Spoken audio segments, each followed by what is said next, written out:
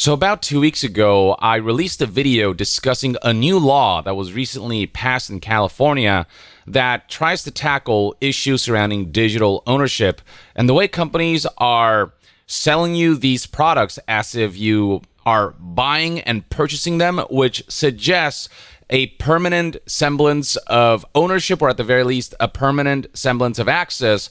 But we all know, or people who follow gaming and who follow how digital products actually work, we know that we're ultimately just licensing them. It's just long-term renting before, licenses expire or before services shut down, at which point those digital products can be stripped from us. It can be taken away without questions asked, without refunds. And that is just a future that many of us don't particularly are all about.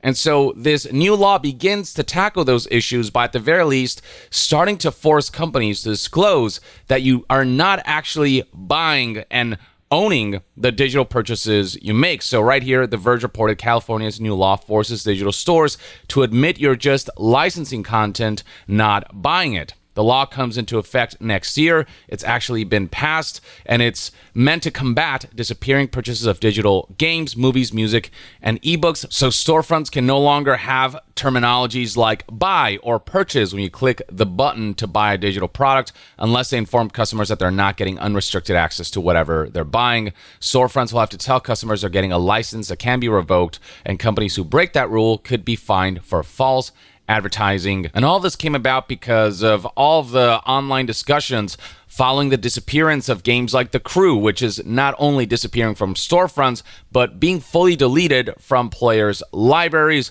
reminding us we own nothing, as Engadget says here, aptly so, which kickstarted the whole Stop Killing Games movement, which has gained quite a bit of traction with hundreds of thousands of signatures for the petitions and the like. There's also Sony, who recently tried to delete media from players' libraries, specifically Discovery content. They eventually had to pull back on that when on December 21st, 2023, they announced that the content removal plan is no longer occurring. Apparently, they found a way to update licensing arrangements, but the fact that the possibility was there is already kind of not great. And also, once upon a time, Sony did at one point successfully remove media from users' libraries when back in 2022, the PlayStation Store removed purchased movies from libraries after service shutdown, with this particular instance affecting regions like Germany and Austria. Let's not forget the shutdown of Funimation after Crunchyroll absorbed it. Crunchyroll started deleting everyone's purchased copies of Funimation content.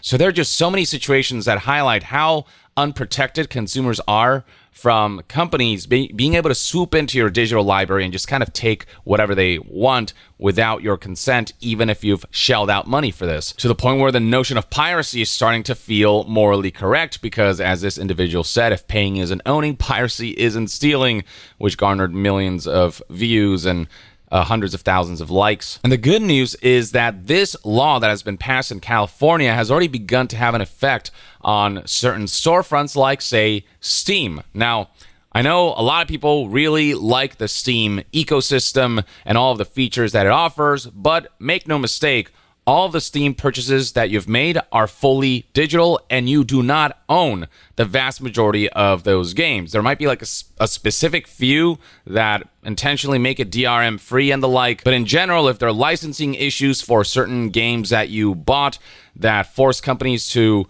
have to remove it from your library, they absolutely can. If there are issues like Steam going down, its servers shutting down, if the service were to end, your entire library can absolutely disappear. Maybe this is an extreme scenario, but it's also not entirely impossible. And so you have to plan for a potential future where all of your digital purchases may go away for one reason or another. We have seen such instances crop up myriad times, whether it's singular titles or entire libraries of content from specific companies. And so who's to say it won't happen to your PC games on Steam? And Steam being kind of the go-to storefront for PC gaming, you can imagine why it's important to begin tackling these issues now, so that in the future, we can have some semblance of safety, hopefully with laws catching up, allowing these protections to force companies to not be able to just take content away from us, to allow us to, at the very least, download stuff and keep them before they go away, before they're delisted and the like. So, right here we have a report from Engadget who first noticed this. The headline of this article reads, Steam now tells gamers upfront that they're buying a license, not a game. So if you scroll down, you'll find something that this editor noticed, where when you open your shopping cart with items inside and before going to payment, a notice at the bottom right states, a purchase of a digital product grants a license for the product on Steam. Now, I think they need to go a step further and say you do not own this game when you buy it. This feels like the lightest way to tell someone that they're actually renting something for a long-term period of time that's indeterminate, that they don't actually own the purchase that they're about to make. This notice was not there before, and this was definitely Steam reacting to the passing of that California law that forces companies to outright say that you don't own something, or that you're just licensing something. So right here you can see a purchase of a digital product grants a license for the product on Steam. But it doesn't, it says you don't own the game you're about to buy without really saying you don't own the game you're about to buy. So I feel like a more direct disclosure would be better. The language of this feels like the least transparent version of what it's actually saying, so that they don't actually have to say the thing blatantly in a way that might scare away customers, is what it feels like. But this does go to show that we are making some strides on this front. We are taking steps in the right direction. Laws, I think, need to forbid companies from taking stuff from players' digital libraries altogether, and they need to force companies to make it so that they aren't allowed to just make a digital product disappear from the face of the planet. Not only is that detrimental to those who have shelled out money for that product, but in terms of preservation of gaming history and history of digital content, that's just a really shitty thing. And you can see right here the amount of traction that this news has gained, because it feels like something's actually finally starting to be done about this issue. So Discussing Film tweeted about how Steam has now added a warning to customers that they're only buying a license for a game and don't actually own it. This is ahead of a new law that forbids digital storefronts selling games from using terms like buy unless they tell players that they're only buying a license. You can see 19.1 million views and hundreds of thousands of likes as of the recording of this video, and plenty of folks alarmed about this and highlighting how physical media is superior as a result.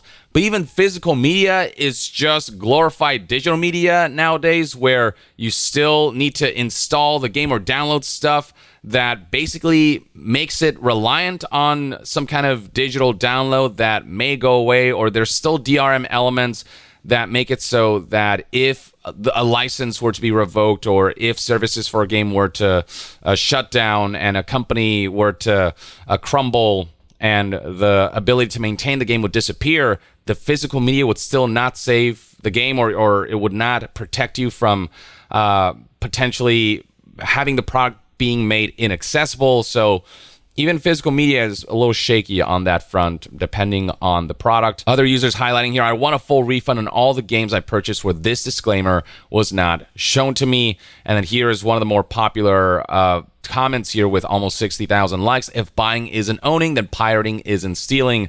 A catchphrase that's gaining more and more traction as the truth is spread about what a lot of us have known for a while, but the masses may not necessarily put two and two together, that digital products, you just don't have any ownership or semblance of security of accessing it on a permanent basis over. And so the fact that we're starting to get these kinds of disclosures to really ensure that all customers are informed about what they're actually spending their money on and what that actually grants you in terms of access, and the fact that this is more of a long-term renting kind of situation rather than you actually buying something you get to keep forever, is, I think, a positive thing. Hopefully the masses will be more informed about just how shitty digital quote-unquote ownership or digital purchases are, so that when these discussions crop up, they can gain more traction as the masses express, hopefully, their concerns about how we are headed towards a more digital future,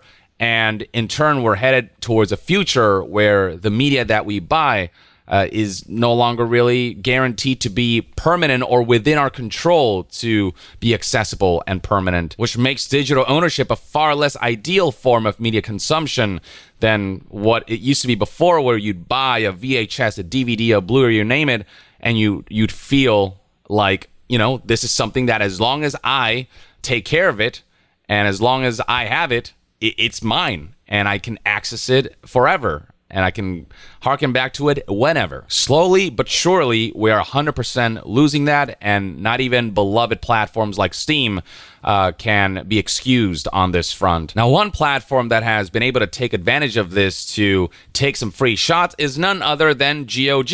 And frankly, they have every right to take these shots because it's true. When you download a game from GOG digitally, as long as you protect that installer file, you can do whatever you want with it. You can install the game whenever, whether you have online access or not. You can copy and paste it. You can distribute. You can do what it feels like actual digital ownership, which is why when IGN reported on this new law that will force storefronts to admit that you don't actually own your digital purchases, GOG was cheeky and retweeted this and responded with, "If only there was a storefront that actually lets you own your games, ... And you can see this garnered a lot of traction, a lot of positivity, 2 million views, tens of thousands of likes. Now, some people were quick to point out that if you look at GOG's end license user agreement, you'll find the section titled Ownership of GOG Services and Intellectual Property Rights. It does say here that GOG content is owned by its developers/publishers and licensed by us. But because of the way GOG works, because it is DRM free, and because you get to download installers that are isolated from any sort of like DRM or online protection, any sort of like verification requirements, it's as good as ownership. You know what I mean? Like, legally speaking, you are still licensing the thing, but by the nature of how GOG works and the way you download installers from their storefront, you might as well own the thing. You can do what you want with it, and it literally cannot be taken away from you as soon as the installer is downloaded and safe within some kind of storage device. GOG was quick to make this clarification by responding to their own tweet and saying, "We've seen some discussions regarding this tweet, so let us clarify. When we said we let you own your games, we meant that no matter what happens, whether it's licensing issues, storefronts shutting down, or even the zombie apocalypse cutting off your internet, you'll still be able to play them thanks to our offline installers. We want to ensure your gaming legacy is always in your hands, not ours." My opinion is that laws eventually need to get to a point where it forces all digital storefronts to enact this particular model where you are allowed to download and permanently digitally keep the file without it being dependent on some kind of verification or check or DRM or whatever. If we get to that point where all stores are basically like GOG in terms of how you download installers that are then freely accessible forever as long as that file is maintained, I think that's the ideal future of digital ownership or digital purchases, digital storefronts. Hopefully GOG gains tons of success from this so that the message is sent that this is the model that people actually desire. GOG has every right to take shots here because, yeah, they've been on the right side of history with this one and the way things work with how their storefront allows you permanent access to those digital purchases if those files are protected. GOG then took it a step further by adding their own notice when you are purchasing games, when you add them to your cart. On Steam, you'll see a message that is not ideal, that a purchase of a digital product grants a license for the product on Steam. It does not grant ownership or a semblance of permanent access. Whereas GOG is able to fully guarantee that a purchase of a digital product on GOG grants you its offline installers, which cannot be taken away from you, which you have full autonomy over. So it doesn't say that you own the products because that's, in terms of legal terms, incorrect, but you basically own the product. You know what I mean? You actually are able to access it forever as long as the integrity of that installer you download is maintained for as long as you want to maintain it for. Current laws of like forcing companies to disclose that you don't actually own your digital purchases is a good thing, and it's a good first step.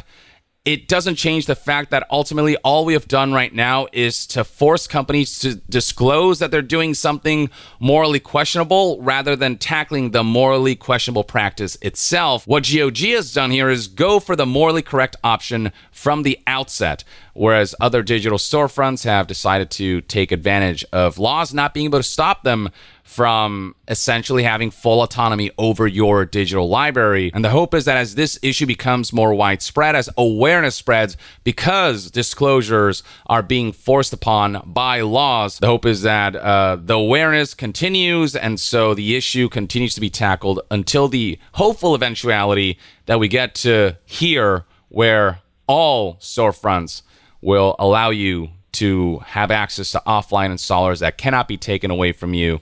Hopefully this will become the norm and not the exception.